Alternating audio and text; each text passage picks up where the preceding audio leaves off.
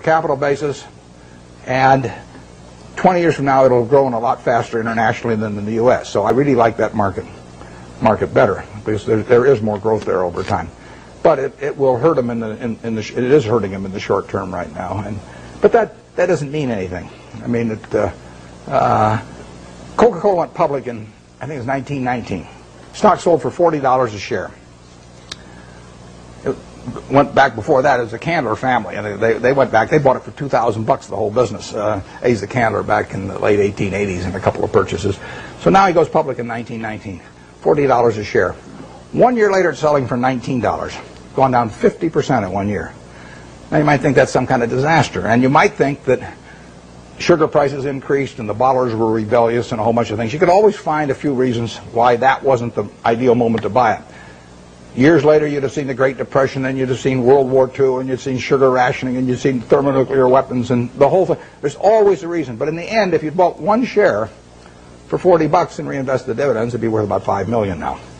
And that factor so overrides anything else. I mean, if you're right about the business, you'll make a lot of money. And the timing part of it is a very tricky thing. So I don't worry about any given event if I've got a wonderful business, what it does to next year or something of the sort.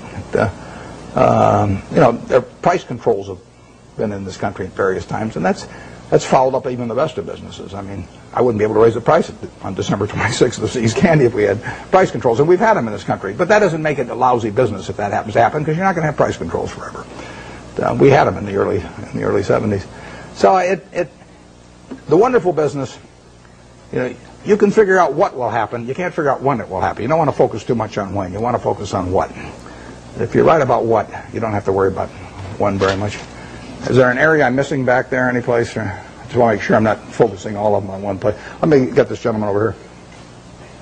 Most humans but the most successful of those will learn lessons from those mistakes and use them later.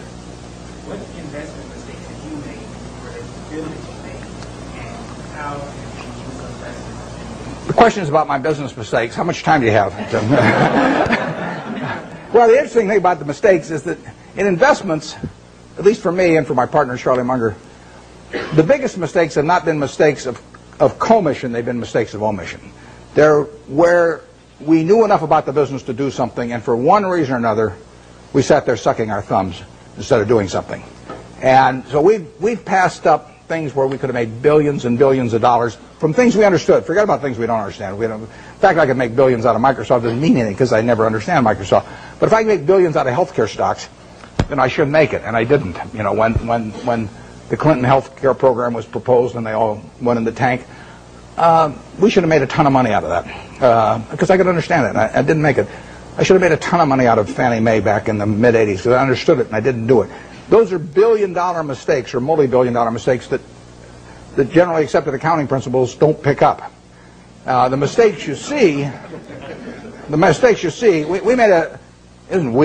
made a mistake buying U.S. Air Preferred some years ago. I mean, I had a lot of money around. I make mistakes when I get cash. Charlie tells me to go to a bar instead. Don't hang around the office. But I hang around the office and I got money in my pocket. I do something dumb, and it happens every time. So I bought this thing. Nobody made me buy it. I now have a 800 number I call every time I think about buying stock in an airline, and they talk me down. They say, I say I'm Warren, I'm an airaholic, and then the guy says, keep talking, don't hang up, and don't do anything rash. And finally, I get over it. But I bought it, and it looked like we were going to lose all our money in that, and we came very close to losing all our money. And you can say we deserved to lose all our money, and we bought it because it was an attractive security, but it was not in an attractive business. I did the same thing with Solomon. I bought an attractive security in a business that I wouldn't have bought the equity in. So you can say that that's one form of mistake, buying something because you like the terms when you don't like the business that well. And I've done that in the past and probably do it again. The bigger mistakes, though, are the ones of omission. I did back when I had the $10,000. I put $2,000 of it into a Sinclair service station, which I lost. So my opportunity cost on that's about $6 billion right now. Fairly big mistake. Yeah. It makes me feel good when Berkshire goes down then, because the cost of my Sinclair station goes down too. My 20% opportunity cost. But I will say this. You talk about learning from mistakes. I really believe it's better to learn from other people's mistakes as much as possible. But we don't spend any time looking back at Berkshire. I've got a partner, Charlie Munger. We've been pals for 40 years. We've never had an argument. We disagree on things a lot, but we don't have arguments about it, and we never look back. We just figure there's so much to look forward to that there's just no sense thinking about what we might have. It just doesn't make any difference. I mean, you can only live life forward, and you can learn something perhaps from the mistakes, but the big thing to do is stick with the businesses you understand. And so if there's a generic mistake of getting outside of your circle of competence and buying something because somebody tips you on it or something of the sort in an area you don't know anything about, I mean, you should learn something from that, which is that you stay with what you can figure out yourself. I mean, you really want your decision making to be by looking in the mirror and saying to yourself, I'm buying 100 shares of General Motors at 55 because. And I mean, it's your responsibility if you're buying it, and there's got to be a reason. And if you can't state the reason, you shouldn't buy it. If it's because somebody told you about it at a cocktail party, not good enough. I mean, it's got to be something. It can't be because the volume, the chart looks good on it or anything like that. It's got to be a reason you'd buy the business, and we stick to pretty carefully. That's one of the things Ben Graham taught me. Yeah. But with the current tenuous economic situation in the world, although our economy seems to be still chugging along quite well, where are we going? What's going to happen with interest rates? The question about what's going to happen to interest rates or where we go in the world, I don't think about the macro stuff. I just what you really want to do in investments is figure out what's important and knowable. If it's unimportant or unknowable, you forget about it. What you talk about is important, but in my view, it's not knowable. Understanding Coca-Cola is knowable, or Wrigley, or Eastman Kodak, or anything. I mean, you can understand those businesses. That's knowable. And whether it turns out to be important depends on where your valuation leads you and the current price and all of that.